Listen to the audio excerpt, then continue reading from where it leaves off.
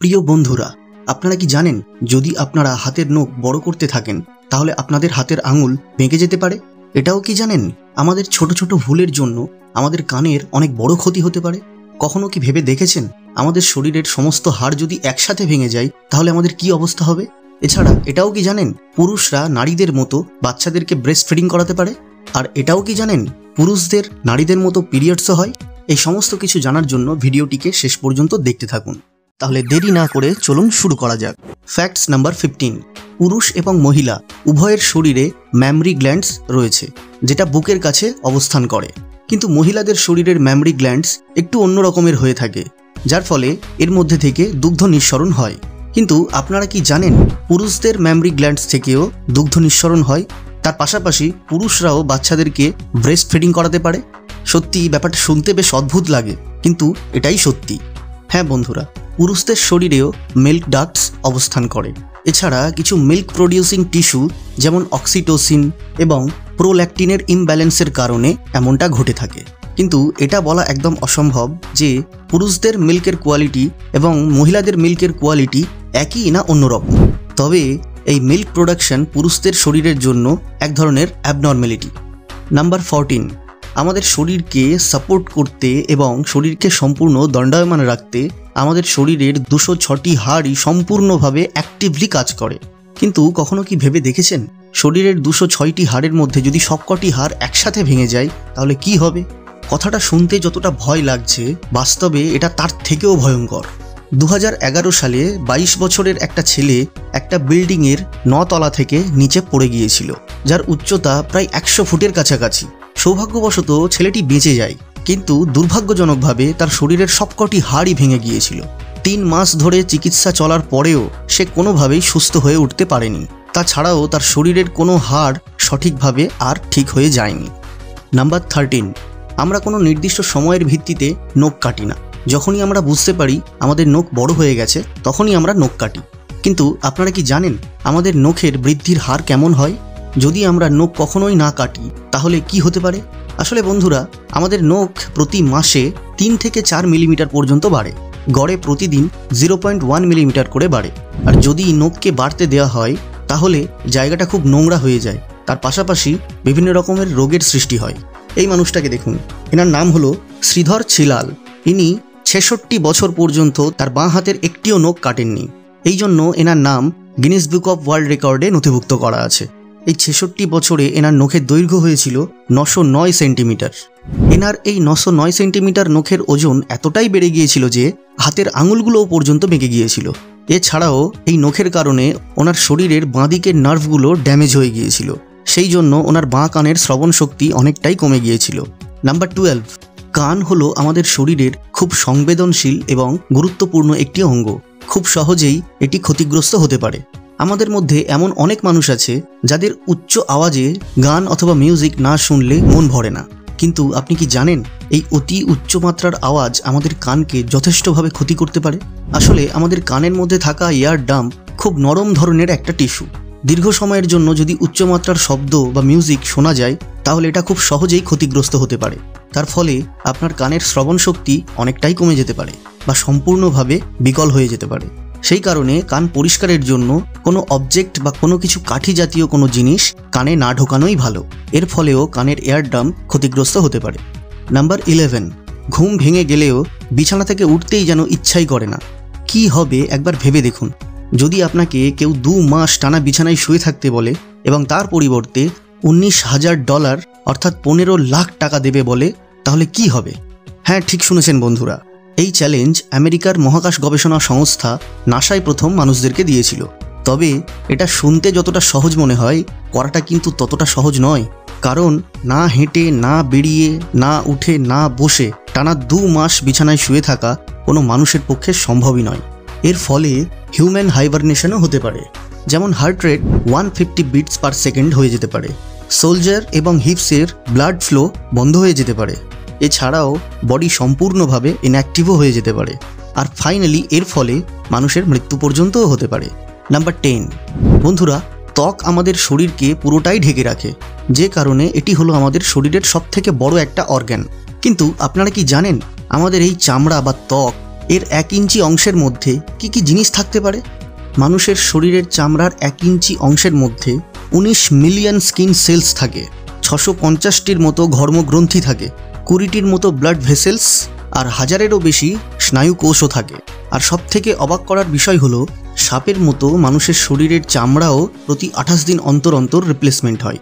সহজ ভাষায় বললে প্রতি 28 দিন অন্তর অন্তর ত্বকের কোষগুলি রিপ্লেসমেন্ট হয় আর মৃত কোষগুলি শরীর থেকে বেরিয়ে যায়।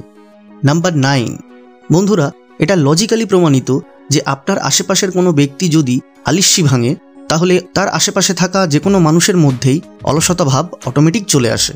কিন্তু আপনি কি জানেন এই আলিস্যি ভাবটা শরীরের জন্য খুব গুরুত্বপূর্ণ একটা জিনিস?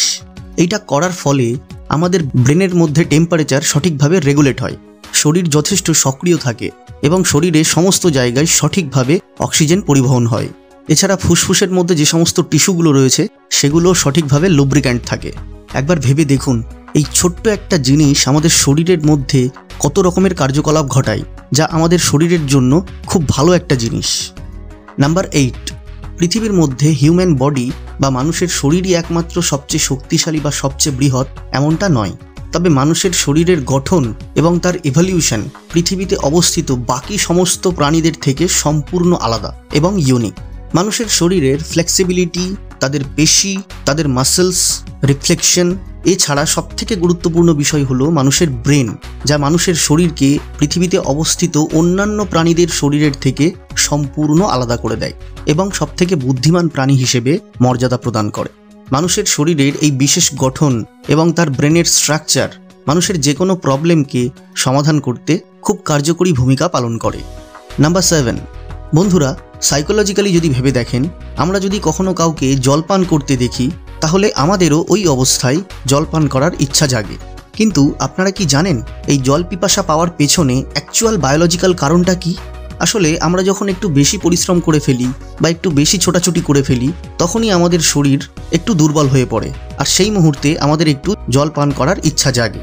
আসলে আমাদের শরীর থেকে যে ওয়াটার লস হয় বা জল নির্গমন হয়ে যায় ঘামের মাধ্যমে, সেই পরিমাণটা যদি আমাদের শরীরের ওজনের 1%-এরও সমান হয়ে যায় বা তার থেকে বেশি হয়ে যায়, তখনই আমাদের শরীরে জলের ঘাটতি দেখা যায় এবং তখনই আমাদের জল পান করার ইচ্ছা জাগে। আর যখনই এই লসের পরিমাণ 5%-এরও বেশি হয়ে যায় তখনই মানুষ অজ্ঞান হয়ে যেতে পারে। এছাড়াও যদি এই লসের পরিমাণ 10%-এরও বেশি হয়ে যায় তাহলে ডিহাইড্রেশনের কারণে মানুষের মৃত্যু পর্যন্তও ঘটতে পারে। নাম্বার 6, নাক হলো আমাদের শরীরের শ্বাস প্রশ্বাস নেওয়ার প্রধান অঙ্গ। এটা বললে মোটেও ভুল হবে না যে নাক হলো মানুষের শরীরের একটা সুপার হিরো অঙ্গ, কারণ নাক পুরোপুরি ফিল্টার, হিটার এবং ময়েশ্চারের মতোই কাজ করে। আসলে নাক হলো ছোট ছোট হাড় দিয়ে এক ধরনের কুঠুরির মতো গঠন, যাকে টার্বিনেটও বলা হয়। টার্বিনেটের মধ্যে এমন ধরনের ব্লাড ভেসেলস থাকে যেটা ঠান্ডা বাতাসকে গরম করে দেয়, গরম হাওয়াকে আবার ঠান্ডা এবং ময়েশ্চার করতে সাহায্য করে। এর অর্থ বাইরে থেকে হাওয়া যখন নাকের মধ্যে থেকে ফুসফুসে পৌঁছায় তখন সেটা সম্পূর্ণভাবে স্বাভাবিক এবং পুরো ফিল্টার হয়েই লাংসে পৌঁছায়। নাম্বার 5, কিছু কিছু মানুষ আছে যাদের অতিরিক্ত রকমের ঘাম হয়, আবার কিছু মানুষ আছে যাদের একদম ঘাম হয়ই না। যাদের শরীরে একদমই ঘর্মক্ষরণ হয় না সেই অবস্থাটাকে বলা হয় অ্যানহাইড্রোসিস, এবং যাদের শরীরে অতিরিক্ত ঘর্মক্ষরণ হয় সেই অবস্থাটিকে বলা হয় হাইপারহাইড্রোসিস। তবে শরীরে ঘাম না আসাটা কিন্তু খুব বাজে একটা লক্ষণ। অ্যানহাইড্রোসিসের কারণে শরীরে নানা রকমের সমস্যা যেমন ব্রণ, ডার্ক স্পট, এছাড়াও বিভিন্ন রকমের সমস্যা দেখা দিতে পারে। আর অন্যদিকে শরীর থেকে ঘাম বেরোনোর অর্থ হলো শরীর থেকে হিট বাইরে বেরিয়ে আসা। নাম্বার 4, আমাদের যখন হেঁচকি ওঠে তখন আশেপাশে থাকা মানুষজন বলে নিশ্চয়ই তোমাকে কেউ মনে মনে স্মরণ করেছে। কিন্তু কখনো কি ভেবে দেখেছেন এটার অ্যাকচুয়াল বায়োলজিক্যাল কারণ কি হতে পারে? আসলে বন্ধুরা, মানুষের শরীরের মধ্যে ফুসফুসের নিচে এক ধরনের ডায়াফ্রাম মাসেলস থাকে, যেটা চেস্ট ক্যাভিটিকে অ্যাবডোমেন থেকে আলাদা করে রাখে।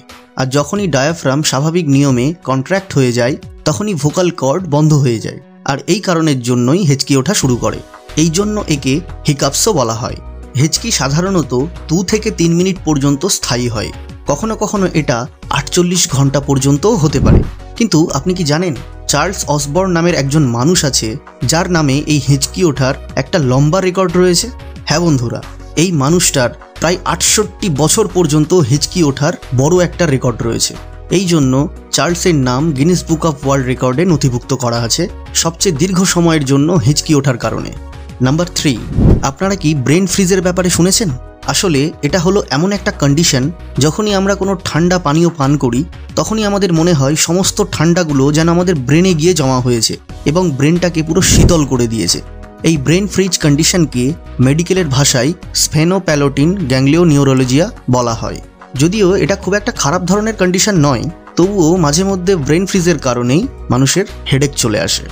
নাম্বার 2, হিউম্যান হার্ট বা হৃৎপিণ্ড মানুষের শরীরের খুব গুরুত্বপূর্ণ একটা অঙ্গ, যেটা পুরো শরীর জুড়ে ব্লাড সার্কুলেশন করতে থাকে। কিন্তু আপনি কি জানেন এই হৃৎপিণ্ড মানুষের শরীর ছাড়াও বাইরের পরিবেশে বেশ কিছুক্ষণের জন্য অ্যাক্টিভভাবে পাম্প করতে পারে? আসলে এই হৃৎপিণ্ডের নিজস্ব একটা ইলেকট্রিক্যাল সিস্টেম রয়েছে, যেটা হৃৎপিণ্ডকে অটোমেটিকভাবে পাম্প করতে সাহায্য করে এবং পুরো শরীরে ব্লাড সার্কুলেশন করতে থাকে। এই জন্য মানুষের হৃৎপিণ্ড শরীর ছাড়াও বাইরের পরিবেশে প্রায় 4 ঘন্টা পর্যন্ত পাম্প করতে পারে। ফ্যাক্ট নাম্বার 1, আপনারা কি জানেন মহিলাদের মতো পুরুষদের শরীরেও পিরিয়ডস হয়? হ্যাঁ বন্ধুরা, আপনারা ঠিক শুনেছেন। এটা শুনতে অদ্ভুত লাগলেও বাস্তবে এটাই সত্যি। একটা রিসার্চে জানা গেছে পুরো পৃথিবীতে প্রায় 26% পুরুষদের মধ্যে মহিলাদের মতো মেল পিরিয়ডস হয়। তবে পুরুষদের পিরিয়ডস মহিলাদের মতো কিন্তু হয় না, অর্থাৎ না এখানে কোনো রকমের ব্লিডিং হয়, না কোনো স্যানিটারি প্যাড পরার প্রয়োজন পড়ে, কারণ এই পিরিয়ডস সম্পূর্ণ হরমোনের ওপর নিয়ন্ত্রিত হয়। পুরুষদের মধ্যে পিরিয়ডসের সময় মহিলাদেরই মতো তাদের অ্যাটিটিউড বা তাদের বাহ্যিক বৈশিষ্ট্য অথবা তাদের মুড সম্পূর্ণভাবে বদলে যায়। কখনো কখনো পেট ব্যথাও করে এবং এক ধরনের অস্বস্তিকর অনুভূতিরও সৃষ্টি হয়। মেডিকেলের ভাষায় এটাকে ইরিটেবল মেল সিনড্রোম বা IMS বলা হয়। এই সিনড্রোম বা লক্ষণটি 15 থেকে 50 বছর বয়সী পুরুষদের মধ্যেই দেখা যায়। তো বন্ধুরা, এই ছিল মানুষের শরীর সম্পর্কে কিছু অ্যামেজিং ফ্যাক্টস। তো বন্ধুরা, এই ছিল আজকের ভিডিও। আশা করছি ভিডিওটি আপনাদের ভালো লেগেছে। যদি ভিডিওটি ভালো লেগে থাকে তাহলে অবশ্যই চ্যানেলটিকে সাবস্ক্রাইব করে ফেলুন এবং পাশে থাকা বেল আইকনটিকে প্রেস করে দিন, যাতে ভবিষ্যতে আসা সমস্ত ভিডিওর নোটিফিকেশন সবার প্রথমে আপনার কাছে আসে। থ্যাংক ইউ, সবাই ভালো থাকবেন। দেখা হচ্ছে পরের ভিডিওতে।